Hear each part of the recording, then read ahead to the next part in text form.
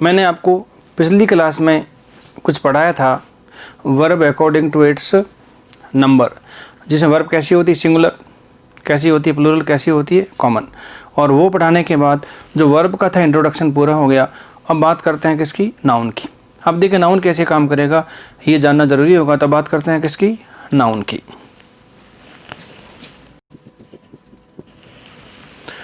अब देखिए नाउन का वैसे मतलब क्या होता है, तो देखिए हिंदी में इसे बोलते हैं संज्ञा।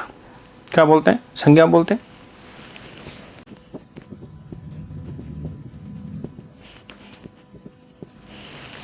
आप इनको किसी भी नाम से पुकार सकते हैं अभी। तो देखिए नाउन क्या होता है, संज्ञा होता है। नाउन क्या होता है, नेम। और नाउन ही क्या होता है, आपका नाम होता है। ठीक बात है, कोई दिक्कत नहीं। अब देखिए नाउन क्या होता है, नाम होता है। अब देखिए नाम होता है किसका, बेसिकली ये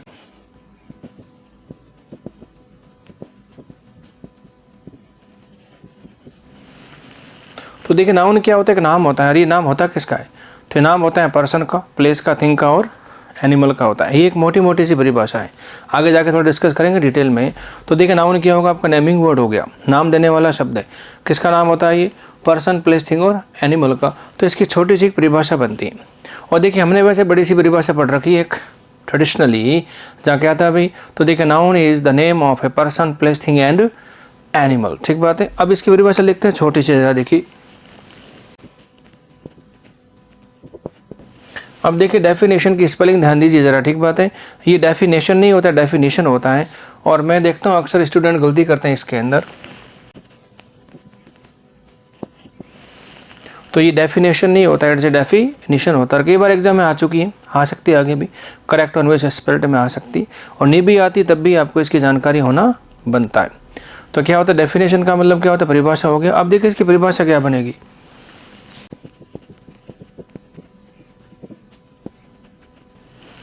क्या बनता, देखिए noun is a naming word का मतलब क्या हुआ, नाउन एक नाम देने वाला शब्द है। और किसका नाम देता है ये, पर्सन का, प्लेस का, थिंग का और एनिमल का नाम देता है। अब देखिए ये तो इसकी परिभाषा होगी, छोटी सी सारगर्भित हो गई, नन्ही सी मुन्नी सी परिभाषा हो गई।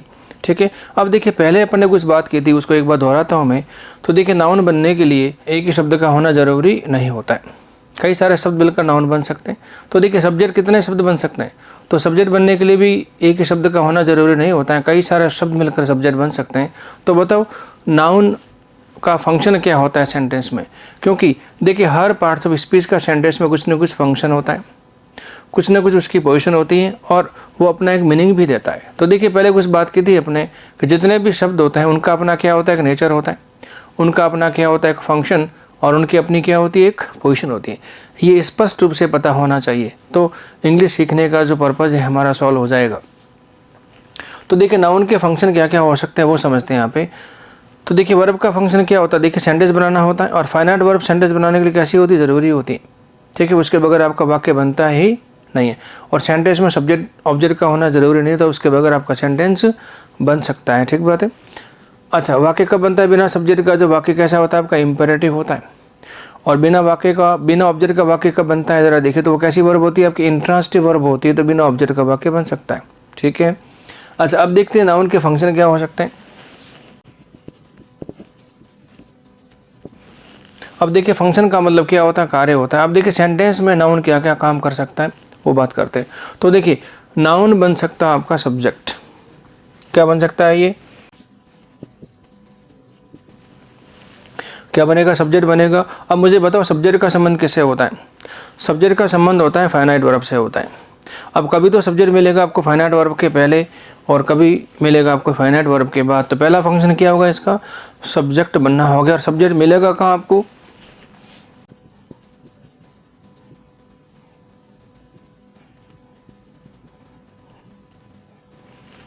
तो देखिए सब्जेक्ट बनेगा तो कहाँ मिलेगा आपको, before and after finite verb.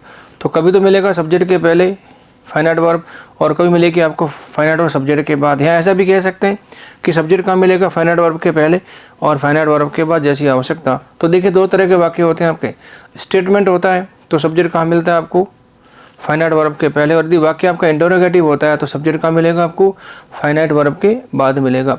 और फाइनाइट वर्ब कितनी होती है टोटल, इसका जिक्र पहले भी किया है, 3 तो होती है मेन वर्ब, और बाकी होती सारी की सारी हेल्पिंग वर्ब। तो कुल मिलाकर 27 होती है। 24 होती है हेल्पिंग वर्ब, 3 होती है आपकी मेन वर्ब। तो सब्जेक्ट मिलेगा कहाँ आपको? Before and after finite verb. ये हो गया आपका पहला काम।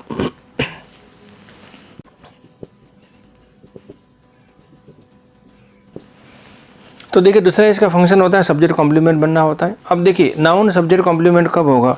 तो देखिए जब नाउन अकेली बी वर्ब के साथ यदि आता है किसी वजह से तो क्या होता है? वो सब्जेक्ट कॉम्प्लीमेंट।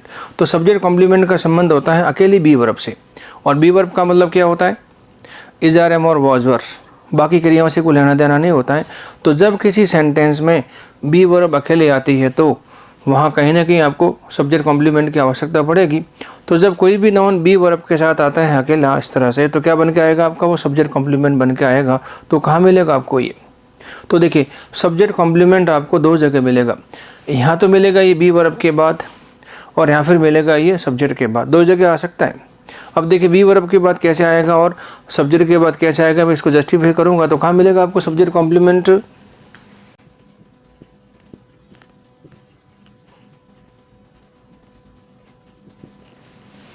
तो देखिए सब्जेक्ट कॉम्प्लीमेंट जब आपका नाउन बनेगा तो कहाँ मिलेगा आपको? यहाँ तो बी वर्ब के बाद मिलेगा, या फिर ये मिलेगा सब्जेक्ट के बाद। इसके अलावा सब्जेक्ट कॉम्प्लीमेंट की पोजीशन होती ही नहीं है। तो देखिए सब्जेक्ट होगा तो कहाँ मिलेगा आपको? ये फाइनाइट वर्ब के आसपास मिलेगा। और सब्जेक्ट कॉम्प्लीमेंट कहाँ मिलेगा आपको?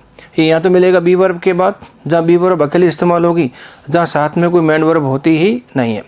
ठीक है। और दूसरी बात कहाँ मिलेगा आपको? सब्जेक्ट के बाद मिलेगा आपको सब्जेक्ट कॉम्प्लीमेंट। दूसरा काम हो गया।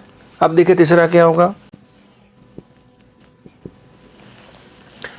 अब देखिए नाउन बनता आपका ऑब्जेक्ट, और देखिए ऑब्जेक्ट बनता किसका है? तो देखिए ऑब्जेक्ट दो तरह का हो सकता है। कैसे होगा जरा देखिए। ये बनेगा आपका ऑब्जेक्ट ऑफ ए वर्ब। तो देखिए ऑब्जेक्ट के रूप में नाउन दो तरह से काम करेगा। यहाँ तो बनेगा ये वर्ब का ऑब्जेक्ट, या फिर बनेगा ये प्रीपोजिशन का ऑब्जेक्ट बनेगा। ठीक बात है। तो ऑब्जेक्ट ऑफ ए वर्ब तो कहाँ मिलना चाहिए ये? तो ये मिलेगा आपको ट्रांसिटिव वर्ब के बाद।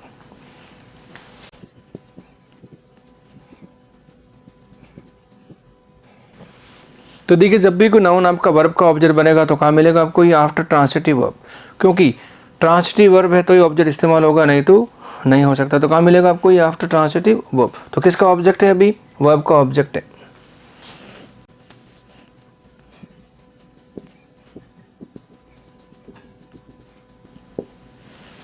और क्या होगा? देखिए ऑब्जेक्ट ऑफ ए प्रीपोजिशन। तो देखिए जब नाउन ऑब्जेक्ट बन के आता है तो यहाँ तो वर्ब के बाद होगा, या फिर क्या होगा आपका? प्रीपोजिशन के बाद। तो कहाँ मिलेगा आपको ये ऑब्जेक्ट ऑफ ए प्रीपोजिशन? तो ये मिलेगा आपको आफ्टर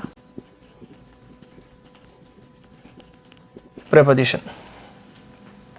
तो देखिए जब भी नाउन क्या होगा आपका सब्जेक्ट, तो कहाँ मिलेगा आपको? फाइनाइट वर्ब के आसपास मिलेगा। सब्जेक्ट कॉम्प्लीमेंट कहाँ मिलेगा आपको? बी वर्ब के बाद या फिर सब्जेक्ट के बाद मिलेगा। और ऑब्जेक्ट वर्ब का होगा तो कहाँ मिलेगा? ट्रांसिटिव वर्ब के बाद। और ऑब्जेक्ट प्रीपोजिशन का हुआ तो कहाँ मिलेगा आपको? ये आफ्टर प्रीपोजिशन मिलेगा। और उसके बाद क्या होगा? देखिए ये ऑब्जेक्ट कॉम्प्लीमेंट भी होता है।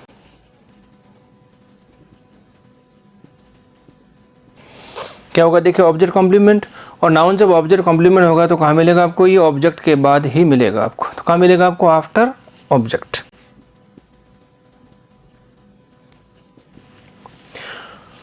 तो इसके कितने फंक्शन हो गए टोटल जरा देखिए। तो एक तो बनेगा सब्जेक्ट, एक बनेगा सब्जेक्ट कॉम्प्लीमेंट, वर्ब के ऑब्जेक्ट के रूप में, और प्रीपोजिशन के ऑब्जेक्ट के रूप में क्या काम करेगा? ऑब्जेक्ट का काम करेगा। और फिर बनेगा ये ऑब्जेक्ट कॉम्प्लीमेंट के रूप में। तो एक काम क्या होगा देखिए? तो एक काम हो गया सब्जेक्ट बनना, दूसरा काम हो गया सब्जेक्ट कॉम्प्लीमेंट, तीसरा काम हो गया वर्ब का ऑब्जेक्ट, चौथा काम क्या हो गया आपका? प्रीपोजिशन का ऑब्जेक्ट, और पांचवा काम क्या हो गया? ये ऑब्जेक्ट कॉम्प्लीमेंट के रूप में यूज होता है। अब देखिए इन्हीं सारी बातों को मैं आपको जस्टिफाई करके समझाता हूँ कि नाउन किस तरह से सेंटेंस में अपना स्थान ग्रहण करेगा, कौन सी पोजीशन में जाके ये बैठेगा। ठीक बात है। अब मैं समझाता हूँ कौन सा वर्ड किस तरह से कहाँ का इस्तेमाल होगा। तो देखिए नाउन जब सब्जेक्ट होगा तो कहाँ मिलेगा आपको? ये फाइनाइट वर्ब के पहले या फिर फाइनाइट वर्ब के बाद। अब देखिए वाक्य लिख रहा हूँ तो क्या होगा? देखिए सब्जेक्ट के रूप में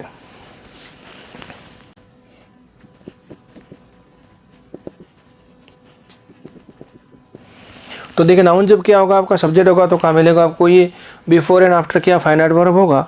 ठीक है। अब मैं वाक्य लिख रहा हूँ।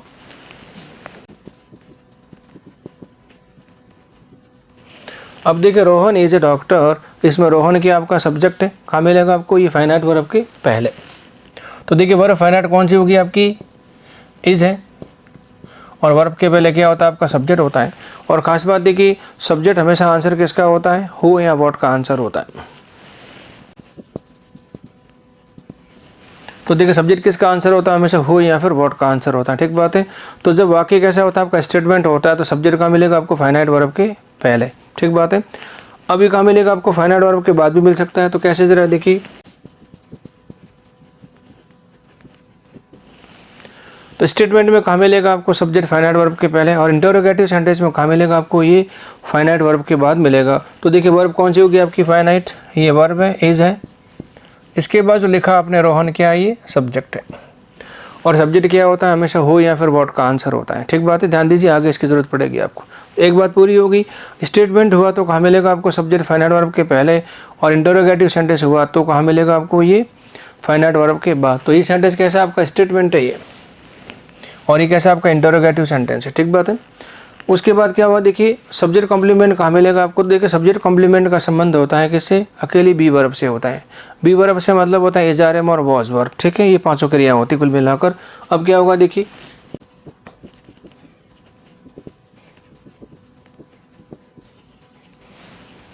अब देखिए नाउन जब आपका सब्जेक्ट कॉम्प्लीमेंट होगा तो कहाँ होगा, ये बी वर्ब के साथ इसका लिंक होगा कहीं ना कहीं।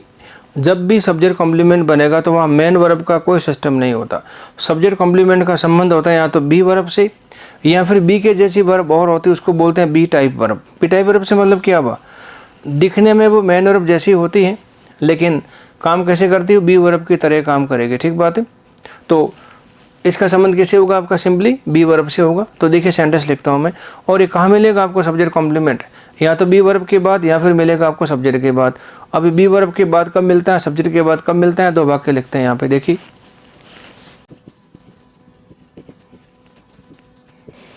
क्या लिखा देखिए, रोहन इज ए डॉक्टर। देखिए रोहन क्या हो गया, इसमें सब्जेक्ट हो गया, इज हो गया आपकी बी वर्ब। इसके बाद क्या लिखा, डॉक्टर क्या है, सब्जेक्ट कॉम्प्लीमेंट है।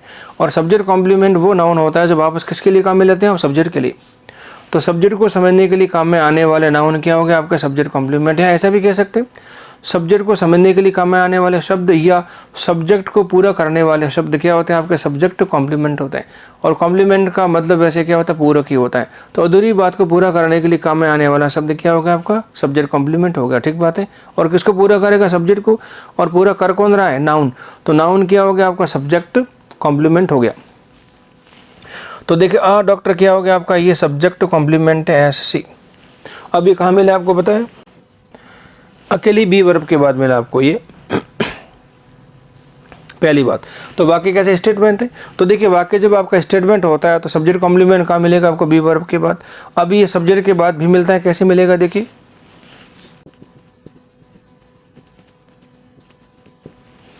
अब देखिए बी वर्ब क्या होगी, इसमें इज है, और बी वर्ब आपकी क्या है, इज है। इस फाइनाइट वर्ब भी है। उसके बाद क्या हुआ देखिए, रोहन सब्जेक्ट है, सब्जेक्ट के बाद जो लिखा है क्या, और डॉक्टर क्या है, ये सब्जेक्ट कॉम्प्लीमेंट है। अभी आपने कहाँ लगा रखा है इसे, सब्जेक्ट के बाद। तो स्टेटमेंट होता है तो कहाँ मिलेगा आपको, बी वर्ब के बाद। और इंटरोगेटिव सेंटेंस है तो नाउन सब्जेक्ट कॉम्प्लीमेंट कहाँ मिलेगा आपको, सब्जेक्ट के बाद ही मिलेगा। ये होगी आपकी दूसरी बात। तो देखिए नाउन सब्जेक्ट क्या होगा आपका, बिफोर आफ्टर फाइनाइट वर्ब होता है। सब्जेक्ट कॉम्प्लीमेंट कहाँ होगा आपको, बी वर्ब के बाद या फिर कहाँ मिलेगा आपको, सब्जेक्ट के बाद मिलेगा। और यदि आप ऑब्जेक्ट ऑफ ए वर्ब की बात करते हैं तो देखिए वर्ब को अपने बहुत अलग अलग ढंग से अलग अलग रंग में पढ़ा। वर्ब कैसी होती है, इंट्रांसिटिव, तो ऑब्जेक्ट लेगा नहीं। और वर्ब जब होती है ट्रांसिटिव तो जितने ऑब्जेक्ट लेते हैं वैसी वर्ब होती है। एक ऑब्जेक्ट लिया तो मोनोट्रांसिटिव, दो ऑब्जेक्ट लिया तो डाई ट्रांसिटिव, एक ऑब्जेक्ट और ऑब्जेक्ट कॉम्प्लीमेंट लिया तो वर्ब कैसी होती है आपकी, कॉम्प्लेक्स ट्रांसिटिव वर्ब होती है कि नहीं। वो सारी बातें फिर से काम आती हैं यहाँ पे। तो पिछली बातों को आप रिवाइज करते रहेंगी तो आपको आगे बिल्कुल भी प्रॉब्लम नहीं आएगी। अब किसकी बात करेंगे देखिए, ऑब्जेक्ट ऑफ ए वर्ब की बात करेंगे। देखिए कैसे, तो दो बातें आपके समझ में आ गई, सब्जेक्ट हो गया और सब्जेक्ट कॉम्प्लीमेंट हो गया।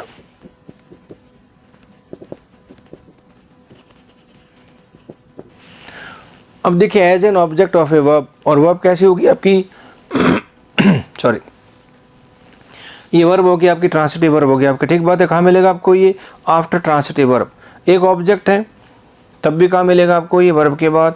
और दो ऑब्जेक्ट होंगे तब भी कहाँ मिलेगा आपको, वर्ब के बाद ही मिलेंगे। तो वर्ब का ऑब्जेक्ट कहाँ मिलेगा आपको, हमेशा वर्ब के बाद ही मिलेगा। तो कहाँ मिलेगा आपको, आफ्टर ट्रांसिटिव वर्ब। कैसे देखिए,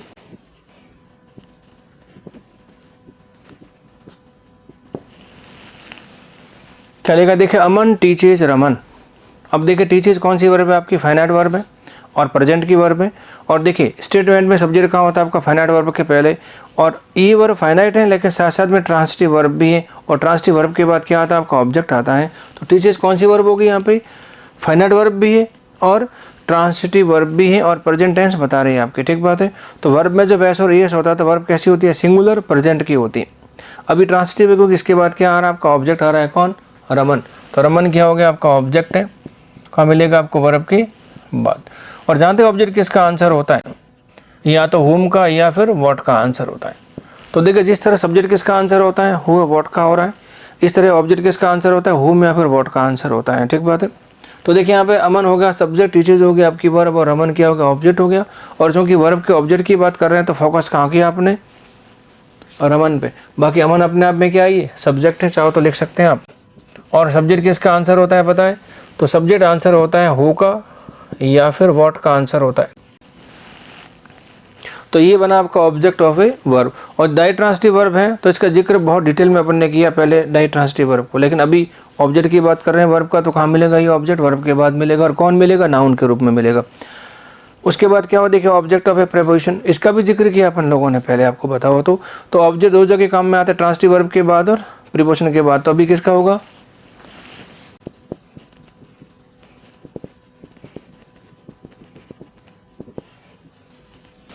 क्या होगा, देखिए as an object of a preposition, कहाँ मिलेगा आपको, प्रीपोजिशन के बाद मिलेगा, ठीक बात है। अब देखिए हिंदी और इंग्लिश में देखा होगा आपने, थोड़ा सा क्रम अलग है ऑब्जेक्ट का। तो देखिए हिंदी का ऑब्जेक्ट आपको कहाँ मिलता है, हमेशा पहले मिलता है, और इंग्लिश का ऑब्जेक्ट कहाँ मिलता है आपको, हमेशा बाद में मिलता है ना भाई।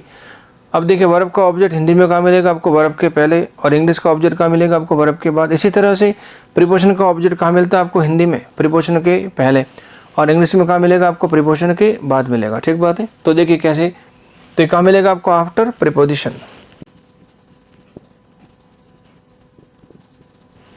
तो देखिए फॉर रमन, टू रमन, और क्या हो गया, अगेंस्ट रमन। अब देखिए रमन के लिए, रमन को, और क्या हो गया आपका, अगेंस्ट रमन। अब देखिए यहाँ पे रमन के खिलाफ। अभी रमन क्या है, देखिए प्रीपोजिशन का ऑब्जेक्ट है आपका यहाँ पे। अब देखिए यहाँ पे फॉर, टू और अगेंस्ट क्या है, प्रीपोजिशन है, ठीक है। अब एक बार वाक्य लिख के मैं आपको समझा देता हूँ।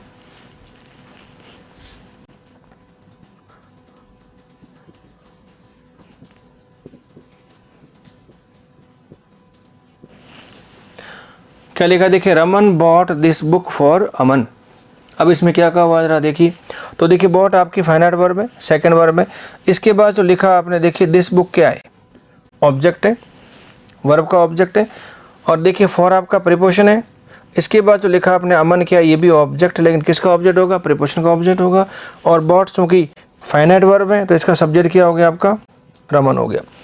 तो सब्जेक्ट किसका आंसर होता है, हु और व्हाट का, और ऑब्जेक्ट किसका आंसर होता है, हुम और व्हाट का आंसर होता है। ये हर जगह आपको बात फोकस करके रखनी है, ठीक बात है। तो अभी क्या होगा, देखिए ऑब्जेक्ट ऑफ ए क्या हो गया आपका, प्रीपोजिशन हो गया। और उसके बाद क्या होगा, देखिए ऑब्जेक्ट कॉम्प्लीमेंट के रूप में भी काम आता है आपका ऑब्जेक्ट कॉम्प्लीमेंट। अब ऑब्जेक्ट कॉम्प्लीमेंट होता क्या है, तो ऑब्जेक्ट को समझने के लिए काम में आने वाले नाउन जो ऑब्जेक्ट के बाद इस्तेमाल होते हैं, क्या होते हैं आपके, ऑब्जेक्ट कॉम्प्लीमेंट। तो देखिए नाउन ऑब्जेक्ट कॉम्प्लीमेंट कैसे बनेगा, इसका भी एक सेंटेंस देखते हैं।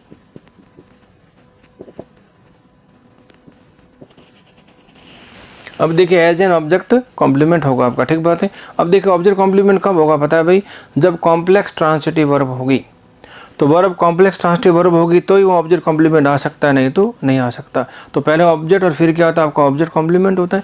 इसका भी जिक्र अपने पहले बहुत किया वर्ब के टाइप्स के अंदर, आपको पता हो तो पिछली बातें याद रखिए, रिवाइज करिए तो अच्छा लगेगा आपको, मुझे भी अच्छा लगेगा, क्योंकि बात आप जल्दी पकड़ पाएंगे। नहीं तो फिर ऐसा लगता है कि दिमाग खाली खाली सा है, कुछ इसमें है ही नहीं, मैटर खाली है, वैकेंट है, बिल्कुल है, एम्प्टी।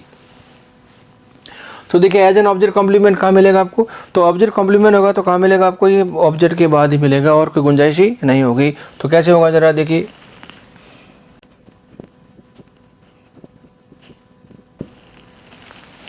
तो देखिए my teacher made Raman monitor. इसका मेरी टीचर ने क्या किया, रमन को मॉनिटर बना दिया। अब देखिए यहाँ पे मेड क्या है, वर्ब है, वर्ब के बाद रमन क्या है, ऑब्जेक्ट। और इसी रमन के लिए क्या इस्तेमाल किया आपने, मॉनिटर क्या होगा, ऑब्जेक्ट कॉम्प्लीमेंट। और माई टीचर क्या आपका सब्जेक्ट है। तो देखिए माई टीचर हो गया आपका सब्जेक्ट, मेड हो गया आपकी वर्ब सेकंड, रमन हो गया ऑब्जेक्ट, और ऑब्जेक्ट कॉम्प्लीमेंट क्या हो गया आपका मॉनिटर। इस तरह से काम में आता है आपका। तो नाउन की पोजीशन क्या क्या हो गई।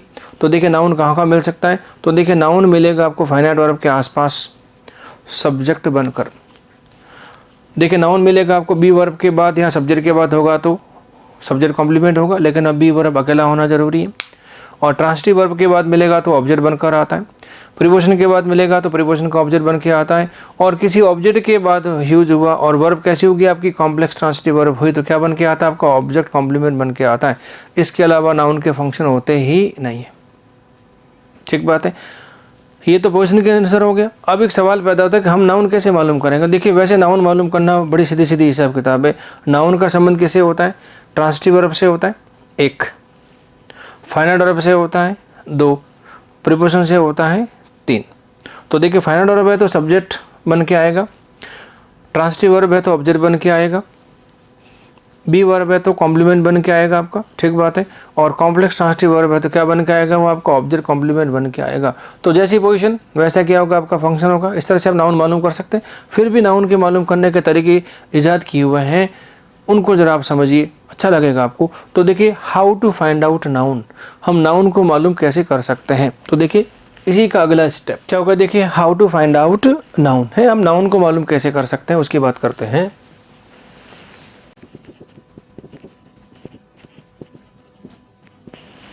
तो देखिए नाउन मालूम करने के तरीके, तो देखिए नाउन मालूम करने के तरीके असल में 2 बनाए गए हैं, हम दोनों को आप समझ लीजिए। तो क्या क्या तरीके हो सकते हैं नाउन मालूम करने के, वो देखिए। तो देखिए पहला तरीका क्या होता है इसमें। तो देखिए पहला तरीका होता है आपका सिंपल मेथड, जिसका एक नाम और भी रखा हुआ है, उसको क्या बोलते हैं देखिए, जिसे क्या बोलते हैं इमेज मेथड के नाम से भी जाना जाता है। ठीक बात है, समझने की बात है, ध्यान दीजिए। दूसरा तरीका क्या होगा देखिए,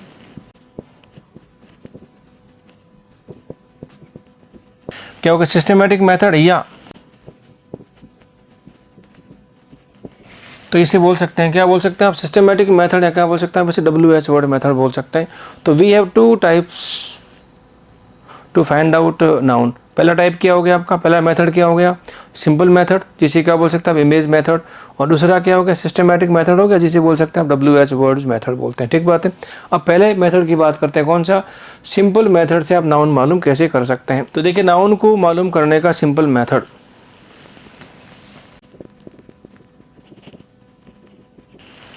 तो देखिए सिंपल मेथड बोल सकते हैं, इमेज मेथड बोल सकते हैं, दोनों का मतलब क्या है, एक ही है। ठीक बात है। अब देखिए इसको समझने के लिए मैं आपको पूरा का पूरा इसको एलेबोरेट करके समझाता हूँ कि किस तरह से आप इसमें नाउन मालूम कर सकते हैं।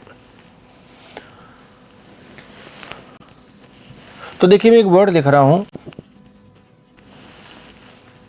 इमेज। इमेज का मतलब क्या होता है, छवि होता है, चित्र होता है, अरे होता है कि नहीं भाई। तो देखिए इमेज का मतलब होता है छवि, या क्या होता है आपका चित्र होता है। ठीक है। एक शब्द और लिख रहा हूँ जरा देखिए, पिक्चर। इसका मतलब भी क्या होता है, तस्वीर होता है, चित्र होता है। एक वर्ड लिख रहा हूँ देखिए इम्प्रेशन। इम्प्रेशन का मतलब क्या होता है, तो इसका मीनिंग होता है देखिए, जैसे कभी लगाते हैं आप थंब इम्प्रेशन लगाते हैं, अंगूठे का निशान, तो उसका मतलब होता है निशान। तो इम्प्रेशन का एक मीनिंग तो क्या, निशान हो गया, चित्र हो गया। और इसी का दूसरा मतलब होता है क्या, प्रभाव।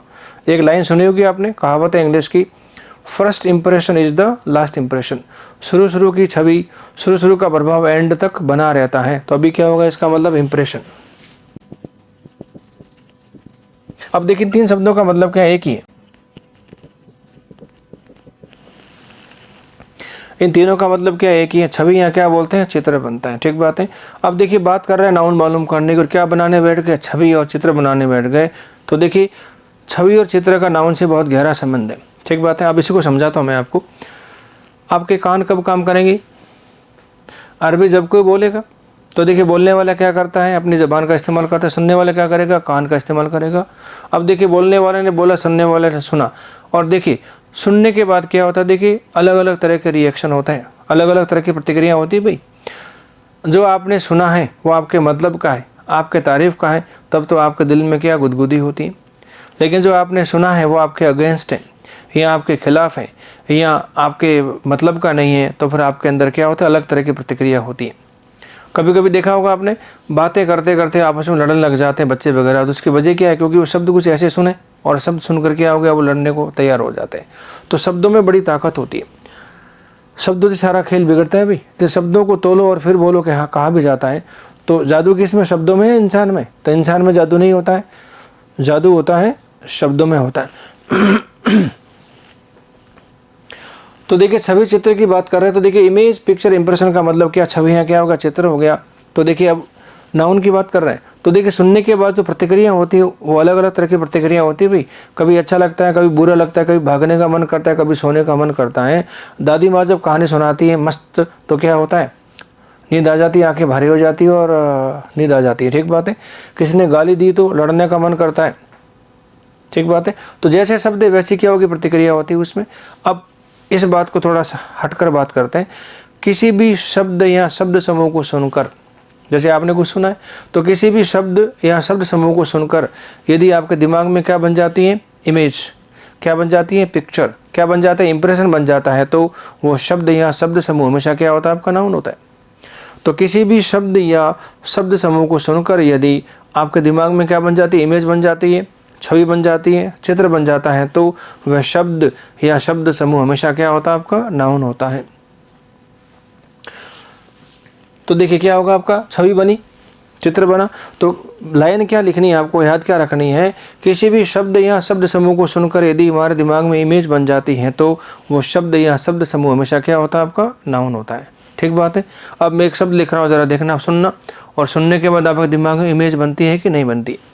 इमेज बन गई तब तो नाउन है, और इमेज नहीं बनेगी तो नाउन नहीं होगा, और नाउन नहीं होगा तो क्या होगा? वो बात की बात है। तो एक वर्ड लिख रहा हूँ, ज़रा देखिए मैं यहाँ पे,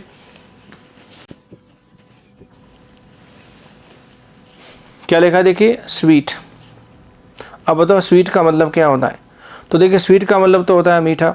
अब देखिए शब्द को आपने सुन लिया और सुनने के बाद आपके दिमाग में इमेज बनी क्या? तो देखिए मीठा कैसा होता है? गोल होता है, टेढ़ा मेढ़ा होता है, लंबा होता है कि चौड़ा होता है कि कैसा होता है मतलब? तो देखिए इसकी इमेज नहीं बनती है, और जब इमेज नहीं बनी तो ये नाउन नहीं है, और नाउन नहीं है तो आप इसे सब्जेक्ट ऑब्जेक्ट नहीं बना सकते, और फिर भी आप इसको सब्जेक्ट ऑब्जेक्ट बनाते हैं तो सेंटेंस आपका हो जाएगा रॉन्ग। तो ये देखिए स्वीट नाउन नहीं है। अब देखिए नाउन क्यों नहीं है? क्योंकि इसे इमेज नहीं बनती। तो जिन शब्दों से इमेज नहीं बनती हैं वो नाउन नहीं होते। ठीक बात है। अब देखिए इसी वर्ड को मैं थोड़ा सा आगे बढ़ाता हूँ।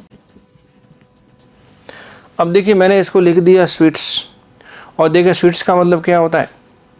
इसका मीनिंग होता है मिठाई, या इसका मतलब होता है मिठाइयाँ। तो मेरे विद्यार्थियों ज़रा बताओ, जब मिठाई शब्द सुना तो आपके दिमाग में क्या कुछ हलचल हुई कि नहीं हुई? कुछ इमेज बनी, कुछ प्रतिक्रिया हुई?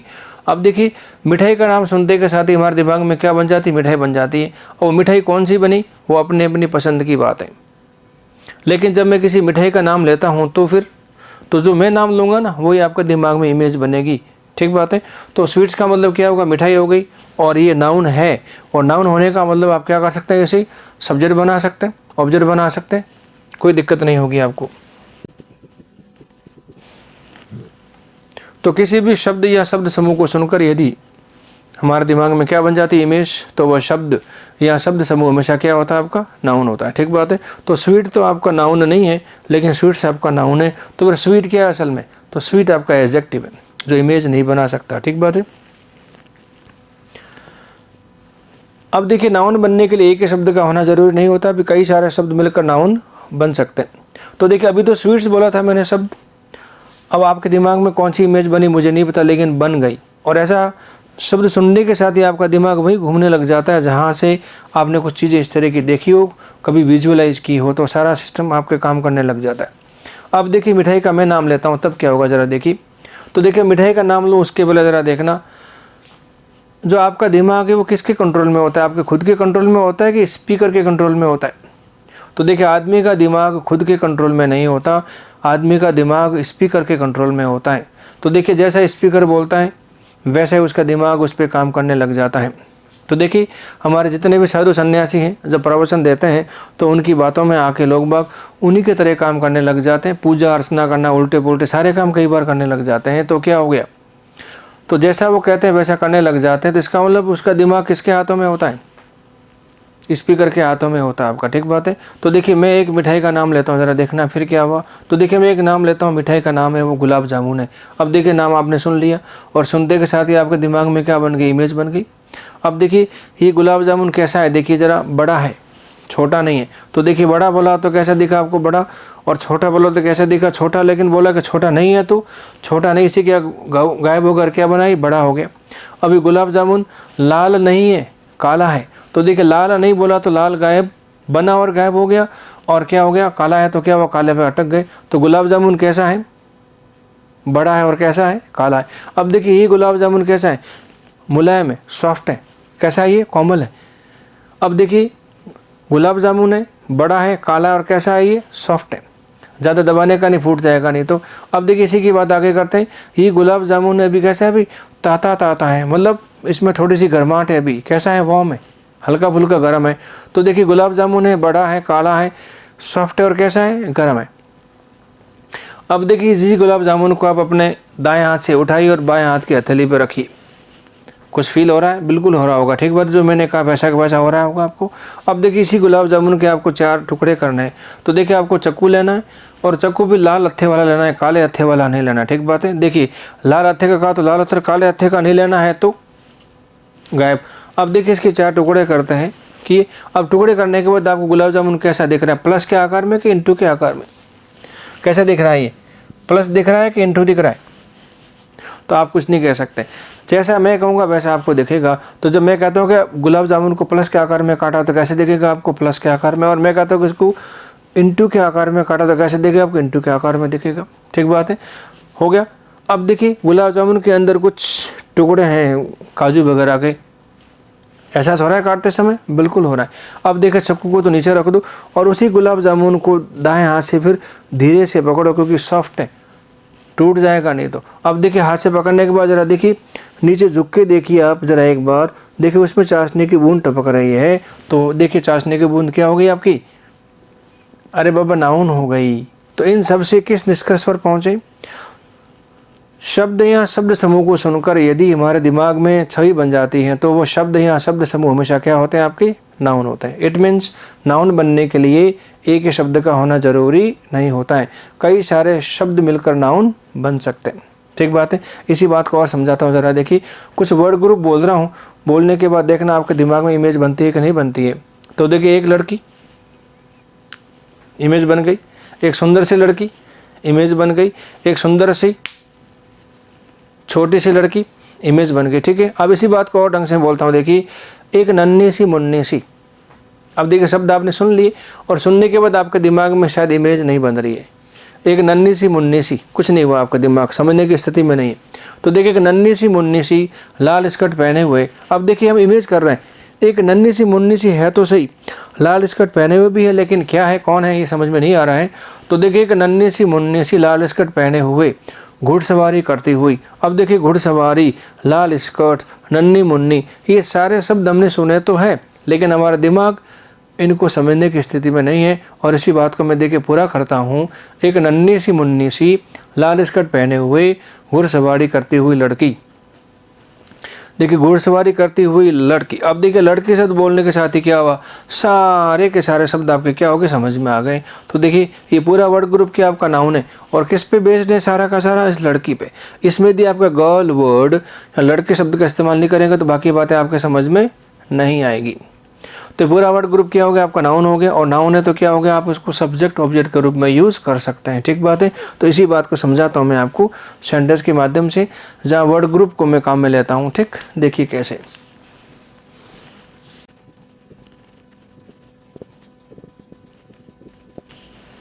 क्या लिखा जरा देखिए, a very beautiful little girl in a red skirt. अब देखिए इसका मीनिंग क्या होगा, और इन रेड स्कर्ट का मीनिंग क्या हुआ, लाल घघरी पहने हुए। तो देखिए लाल स्कर्ट पहने हुए, लाल घघरी पहने हुए एक छोटी सी सुंदर सी लड़की, ये पूरा का पूरा वर्ड ग्रुप क्या आपका नाउन है।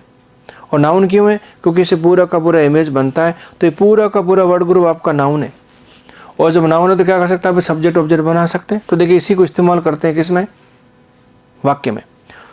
वाक्य बना तो देखिए, तो a very beautiful little girl in A red skirt क्या होगा, इज माई कज़न। तो देखिए लाल स्कर्ट पहने हुए एक छोटी सी सुंदर सी लड़की मेरी कज़न है। अब देखिए पूरा वाक्य बना, और वाक्य क्यों बना, क्योंकि इसमें फाइनाइट वर्ब है, और फाइनाइट वर्ब कौन सी पता है इसमें, इज। अब देखिए फाइनाइट वर्ब के पहले क्या आता है, तो देखिए फाइनाइट वर्ब के पहले हमेशा क्या आता है, आपका सब्जेक्ट आता है। तो देखिए यहाँ से यहाँ तक ये पूरा का पूरा क्या कहलाएगा, टेक्निकली सब्जेक्ट कहलाएगा। और सब्जेक्ट किसका आंसर होता है पता है, सब्जेक्ट आंसर होता है कभी हु का और कभी व्हाट का आंसर होता है, ठीक बात है। और इसके बाद अब देखिए इस कौन सी बी वर्ब है, और बी वर्ब के बाद क्या आता है, तो बी वर्ब का आता है आपका सब्जेक्ट कॉम्प्लीमेंट आता है। तो देखिए जो लिखा ना माई कज़न, ये पूरा का पूरा क्या हो गया, आपका सब्जेक्ट कॉम्प्लीमेंट है। तो सब्जेक्ट बनने के लिए एक ही शब्द का होना जरूरी नहीं होता है, कई सारे शब्द मिलकर क्या बन सकते हैं, आपके सब्जेक्ट बन सकते हैं, कोई दिक्कत नहीं, ठीक बात है। अब क्या होगा देखिए, इसी वर्ड ग्रुप को मैं ऑब्जेक्ट ग्रुप में इस्तेमाल करता हूँ, जरा देखिए।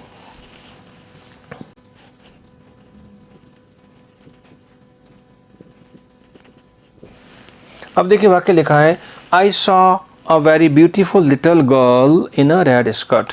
तो देखिए मैंने देखा, किसको देखा, एक छोटी सी सुंदर सी लड़की को, जो क्या अभी घघरी पहने हुए, कैसी घघरी है, लाल घघरी। तो मैंने एक लाल घघरी पहने हुए छोटी सी सुंदर सी लड़की को देखा। तो देखिए इसमें सब्जेक्ट क्या हो गया आपका, आई। जो आई हमेशा क्या होता है आपका, सब्जेक्ट प्रोनाउन ही होता है। सॉ कौन सी वर्ब होगी, आपकी सेकंड वर्ब है, जो सी का सेकंड फॉर्म है, वर्ब हो गई। और वर्ब के बाद जो लिखा ना ये, a very beautiful little girl in a red skirt, ये पूरा का पूरा क्या हो गया आपका, क्या है ये ऑब्जेक्ट है।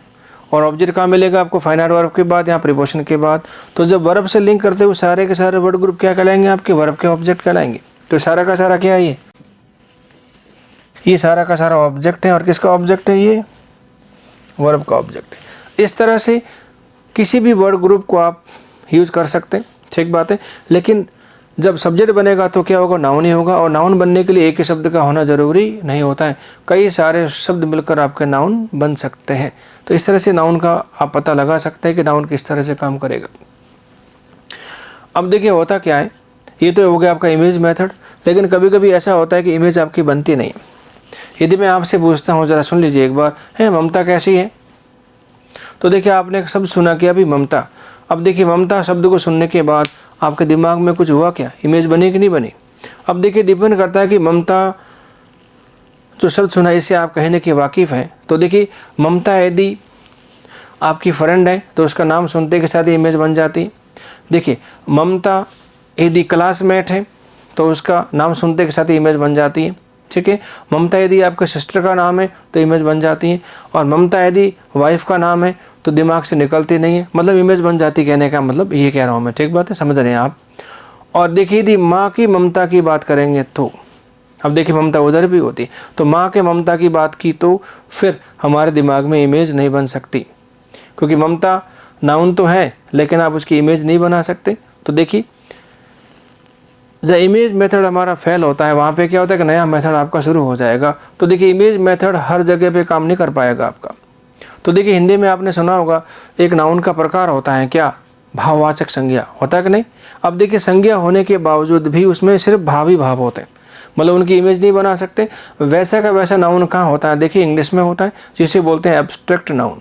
तो देखिए एब्स्ट्रैक्ट नाउन जिसको हिंदी में बोलते हैं भाववाचक, वो ऐसा नाउन होता है जो नाउन होने के बावजूद भी आप उसकी इमेज नहीं बना सकते। एग्जाम्पल के तौर पर देखिए भावना। अब देखिए भावना किसी लड़की का नाम है तब तो ठीक है, लेकिन आपके मन की भावना है तो फिर आप उसकी इमेज नहीं बना सकते। तो जिन शब्दों की इमेज नहीं बनती वो नाउन नहीं होते, ऐसा नहीं है। तो वैसे नॉर्मली ऐसा होता है कि इमेज नहीं बनती नाउन नहीं है, लेकिन कभी कभी ऐसा नहीं भी होता है।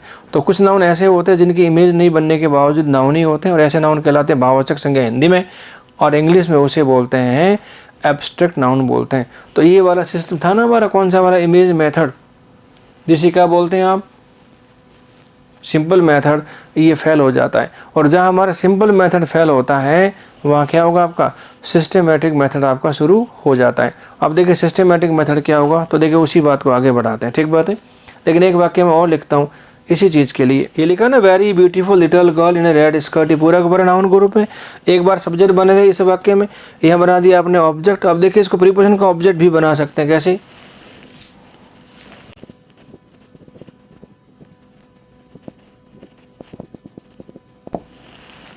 तो देखिए, this frock is for a very beautiful little girl in a red skirt.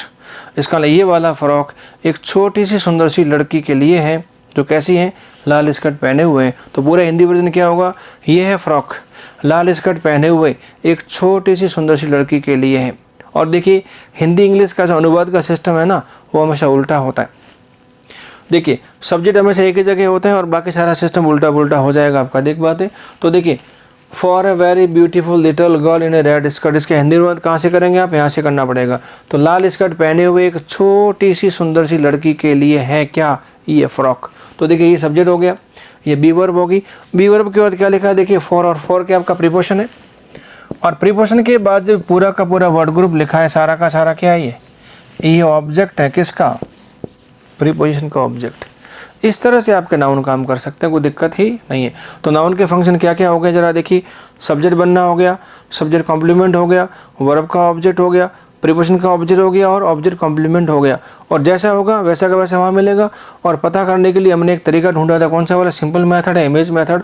और इमेज मेथड में होता क्या है, या इमेज बनती है, और इमेज बनती तो नाउन मानते, इमेज नहीं बनती तो नाउन नहीं मानते। लेकिन कई बार ऐसा होता है कि इमेज नहीं बनने के बावजूद भी वो नाउन होता है। तो वहाँ पे ये जो हमारा मेथड है कौन सा वाला, सिंपल या फिर इमेज मेथड, ये फेल हो गया। और जहाँ कोई मेथड फेल होता है वहाँ क्या होता है, एक नया मेथड शुरू होता है। तो अगला पॉइंट क्या होगा, नाउन मालूम करने का सिस्टमेटिक मेथड। और सिस्टमेटिक मेथड को लेता हूँ मैं आपकी अगली क्लास में, ठीक बात है। तब तक जो कुछ भी आपने पढ़ा उसको रिवाइज करते रहिएगा, बहुत इंपॉर्टेंट है, ठीक बात है। Thank you, all the best, keep studying, पढ़ते रहिए, पॉजिटिव थिंकिंग रखते रहिए, दिमाग को बिल्कुल खुला रखिए, प्रेशर में लेने की आवश्यकता नहीं है, सारा काम होएगा। और एक बार इंग्लिश आ गई तो बल्ले बल्ले हो जाएगी, और इस तरह से अंग्रेजी पढ़ डाली तो सारा काम आपका ठीक से हो जाएगा, ठीक बात है। Thank you. और बार बार प्रवचन देना मुझे अच्छा नहीं लगता है, आप खुद समझदार हैं, मैच्योर हैं, ठीक बात है। Thank you.